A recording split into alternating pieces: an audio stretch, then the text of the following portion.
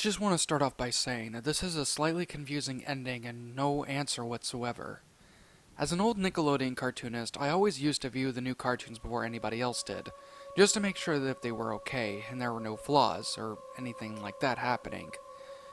There was a new episode of The Fairly Oddparents, and it was the one called Power Pal / Emotion Commotion. I had started the episode, and the episode seemed to be pretty good, no flaws whatsoever. So when I took it to the room for everybody else to see, I didn't expect anything to happen other than what I had witnessed. Boy, was I wrong. We went into the room and started the tape. I walked out for a few minutes because I was expecting a call from the manager. He wasn't there that day, he was actually at a meeting. He called and we talked about business for about a half hour, and when I came back in, everybody looked at me. Some questionably and some rather angrily too. And I don't know what the heck was going on. They put in the tape and it took a while for it to reload, and then when it did, the title screen came up as Timmy's Wish, surrounded by missiles, nuclear warheads, and radiation symbols. I know for a fact that that was not what I had named it, so I was confused just as well. The show started with Timmy in the bedroom, once again babysat by Vicky for a couple of days. She had locked him in his own room, window shut and door barricaded, and nowhere to go. He was bored and was tired of it, so much so that he started to develop cabin fever. So, Timmy just sat on his bed talking to Cosmo and Wanda. "I wish for toys, comics, and video games." Cosmo and Wanda gave him all that he asked for, and Wanda replied saying, "Timmy, have you ever thought about wishing for world peace?" Okay, by now, I was really confused, because I had never wrote any of this, so I thought that somebody had just pulled a prank and had changed a disc on me. To whatever they had. Anyway, Timmy replied with, "No, but I just thought about something. I wish for..." It was faded out. But then there was a poof cloud, and Timmy had a bunch of knives in a box in front of him. "Thanks," he replied, and then he fell asleep. Cosmo and Wanda were confused. Why would he need a box of knives? They both fell into the fishbowl and went to sleep. I was too confused by now to think it at all, but I kept watching. The next scene showed with Timmy getting up and jumping out of the window and fading into the darkness. A 2 hours later time card came up, and he came back with a weird liquid on his body, that it was way too dark to see anything, including his face. The way that we knew it was a liquid was because there were drops around him falling from him. Anyway, he broke open the door, went into the bathroom, cleaned out the liquid, and then went back to bed and fell asleep. The next scene made me gag. The scene faded towards a broadcast showing Francis, drenched in a pool of his own blood and his face cut open. On his stomach, carved on his bloody skin, was the initials TT. The picture looked so realistic it was sickening. As known, Timmy's initials were TT, so we can guarantee that it was him. A couple of people left, and the others stayed. The second scene was worse than what was the last one. The head had been chopped off. The arms and legs had been slit open, hands and feet cut open, and the same initials on the stomach. The person was Mr.Crocker. We knew it was Timmy because it seems that these two victims were one of Timmy's enemies. The pictures were so disgusting that more people ran out, just leaving the others. Then it was morning, and Timmy woke up. The eyes were drenched in blood, and on the news, there had been a mention of the deaths that Timmy had caused. Cosmo and Wanda looked at the news and then looked at Timmy. There had been no suspicion that it was a him, so he really didn't have much to worry about.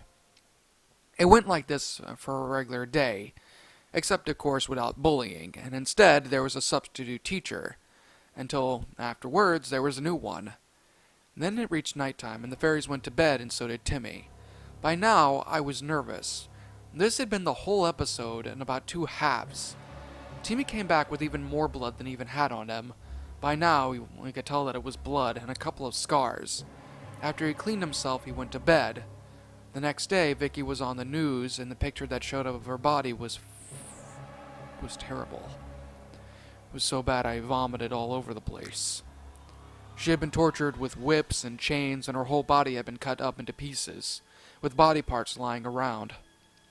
I couldn't hold it in anymore. Nobody suspected that a 10-year-old would do such things, so nobody obviously expected him for the second time. That night, Timmy was going to go out of the window again when he saw a bunch of police cars and helicopters. Behind him, Wanda spoke.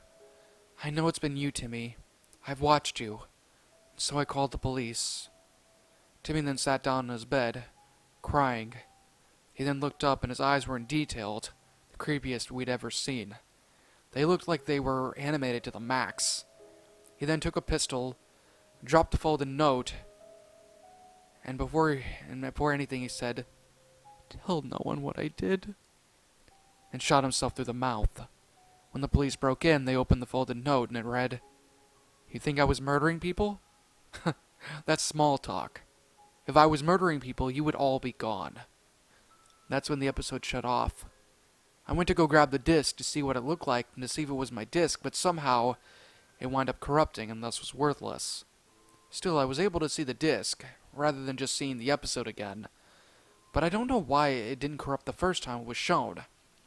The creepiest part is, this was my disc. My name, my signature on it, everything. Then around the time the actual episode aired, I, of course, had to redo it. It ran perfectly. No differences than what I watched originally. That episode will never be out of my mind, though. And we'll never really know how it happened, or who in the world actually managed to make something as sick and demented as that.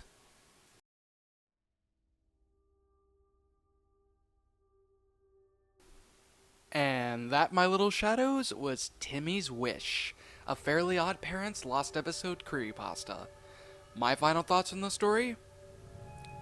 Alright, I'm about to say something that is gonna probably shock a lot of you, but I liked the story. I know. It's cliche, it's full of, internship kind of deal. It's all these things. How in the heck could I have honestly liked something like this? I mean, especially knowing how the grammar is in the story and how the sentence structure, is as well. But I don't know why. I guess it's because it was one of those from my childhood, perhaps. But I actually found the story to be relatively interesting. Just gonna be completely frank on that. Now, what did I like most about the story? Well, for one, I liked the episode itself. This was actually really nice and kind of refreshing, so to speak. Now, I know there's all this blood, the gore, the realism, things like that. I get it. But if you've watched enough Fairly Odd Parents in your life, you will definitely know that this is probably the most satisfying thing you are ever going to listen to. Because Timmy's finally getting revenge on the 3 people in his life that screwed it up the most. Crocker, Vicky, and Francis. Which, really thinking about it, we don't really see a whole lot of Francis in the later seasons, so maybe he actually finally killed them, who knows. But with all due sincerity though, this was a very satisfying episode, and I like that a lot. I found it really, really, really interesting, and the concept itself was pretty good.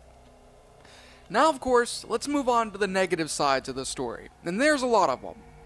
For one, the sentence structuring and the grammar and everything is not that good. Like, in fact, there are parts where paragraphs are supposed to be completely and utterly, dealt with properly, but unfortunately that's just not the case, and it's agitating as all hell. Second of all, the cliches, the blood, the gore, all of those kind of things. I mean, normally that would completely ruin a creepypasta for me, and I can understand this ruining a creepypasta for a ton of other people out there. However, gonna be completely honest here. I didn't really find this story to be that bad, and for some reason the cliches and everything didn't ruin the story for me. So yeah, I mean, while I will admit that this was a very cliched, not very well made kind of story, I did like it. I personally did find it to be really good. But of course, like I always say, this is simply my own personal opinion, and if you disagree with it, that's perfectly fine too. We're all entitled to our own opinions in regards to these creepypastas, and this is simply just my thoughts on it. My final rating of the story is a 6 out of 10.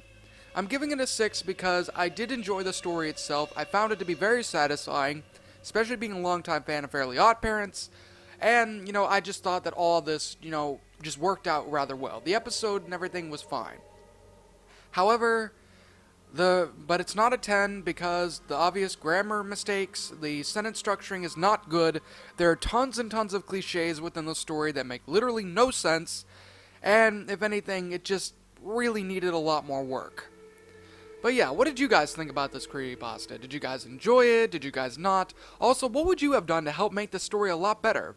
Let me know your thoughts down in the comment section below. I'm the Shadow Reader. Thanks again for watching today's episode, and like always, roll the outro because I'm out. In fear and surprise as your eyes widen, your mouth goes dry with each battered breath.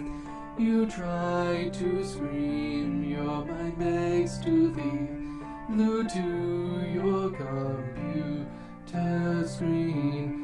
The killers they slash, the tapes burn and crash. The cartridge you bought will be your final haunt. The rituals of hate will seal your fate. The tears you shed will be from the fear-gripping horror-driven nightmarish gore-filled, terrorizing, hateful, burning, violent, rage-inducing, knife-slashing, blood-splattering, silent screams. Only time will tell if you will escape this online hell. Your horror-filled obsessions will come with its own regressions. Your pathetic screams will not be heeded in any way, because your nightmares will come at any